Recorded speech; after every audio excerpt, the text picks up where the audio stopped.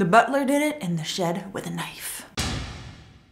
Hi everyone, I'm Sandrine. Welcome to a new Banshee review and the last Banshee review ever. But before we cry, let's talk about this last episode called Requiem. Starting with Kurt versus Calvin. That ended kind of how we expected it to, you know? I think Calvin sort of predicted the outcome. There's only one way a dogfight can end, with one of them dying. And of course, Calvin had to go because he just went crazy. And I think everything that's been happening within the Brotherhood was just kind of fueling his anger and craziness to set him up for that scene, I think. And I like that it was that even though he had to do it, he knew he had to do it, and he did it. Once he did it, you have this emotion that comes out of him. I mean, it is his brother, and part of him probably, you know, still feels really sad and you know, mourning the loss of someone he wished he could have helped, but couldn't. This also led to a really good scene with Brock, who's finally sort of acknowledging that,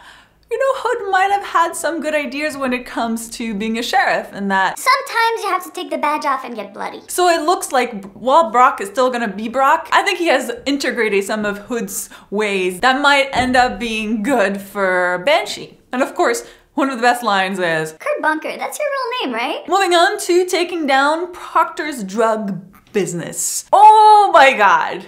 Carrie sitting in the truck of drugs after killing the Brotherhood people, and Job on top of it with a gun. I mean, come on! This is what Banshee is all about. I definitely freaked out a little bit and was just so giddy over this because Carrie, just this season, she's just bae all the way to the end, seriously. And of course, a typical Banshee moment where they're walking away and the cartel guy's like, You didn't think I was gonna let you walk away, did you? and Carrie's like, no, actually I didn't. Because they always come prepared. What I didn't expect was Brock with a rocket launcher kind of thing shooting at the truck.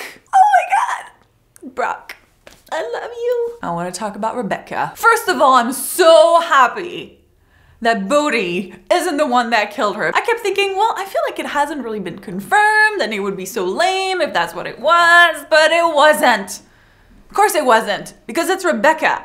And she has to be like killed by something bigger than Satan worshippers, you know? As I suspected, Burton did it. The butler did it. As Veronica was like, huh. That's cool. That's a good one, Banshee. Of course, we got the Hood versus Burton fight, which I actually thought it was gonna be Hood versus Proctor, but you know, no, that didn't happen. Of course, Hood's gotta win, you know, because he always wins. In some poetic, twisted way, he did do what Proctor asked him to do. He brought him the guy that killed Rebecca. Unfortunately, that guy is Burton. And it totally makes sense that Burton would have sort of taken out Rebecca, because I think he has such a blind loyalty and love for Proctor that anything that he feels might hurt Proctor, he needs to take out, right? He's there to protect Proctor. And in his mind, he was protecting him by taking Rebecca out because she was kind of wild and doing things that weren't really good for Proctor, and you know. So in his mind, he was doing the right thing.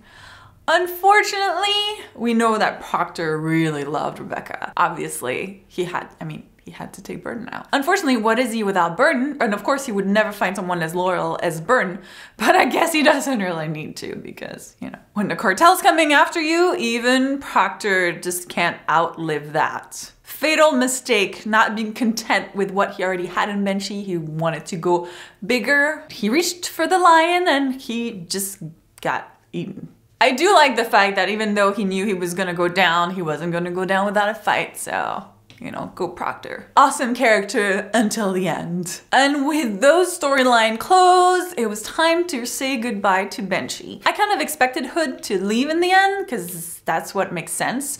He's the reason why we were in Banshee, and if Banshee is ending, then it's because he's leaving it. I think Hood has gone through everything he had to go through in Banshee, and it's time for him to really start a new life, a new chapter. And I think Job was like pretty much done with it at this point. Banshee, Pennsylvania. Suck my tit. Job, I love you until the end. But of course, Job doesn't leave without slipping Sugar a little something, you know, to go retire.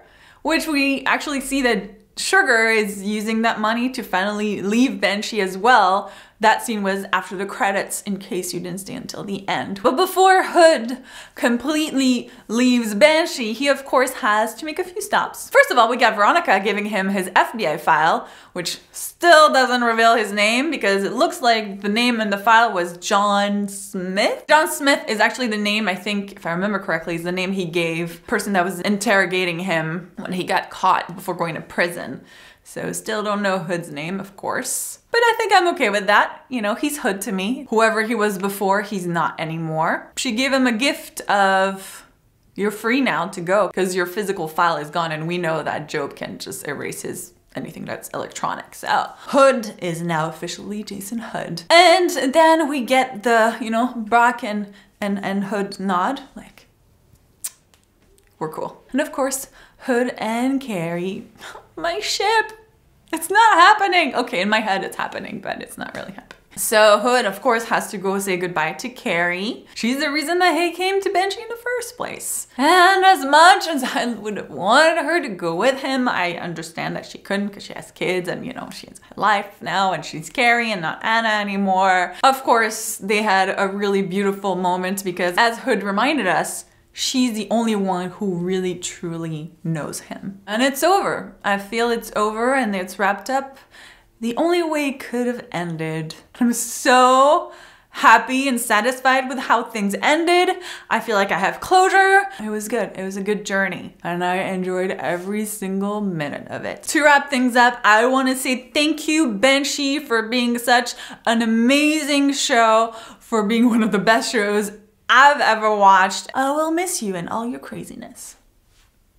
But those were all my thoughts for the finale. Of course, I would love to hear what you thought of the finale. Were you satisfied with how things ended? Let me know in the comments. I also want to thank you guys so much for, you know, watching the Banshee reviews, commenting, liking, everything. It's been so much fun to watch and experience the show with you. So thank you. Thank you, thank you, thank you. And while I won't be doing any more Banshee reviews because the show is over, we have other reviews on HappyCool, including we're currently reviewing Outlander, Game of Thrones, and we have lots more planned for the summer. Thank you again so much for watching, and hopefully I'll see you soon.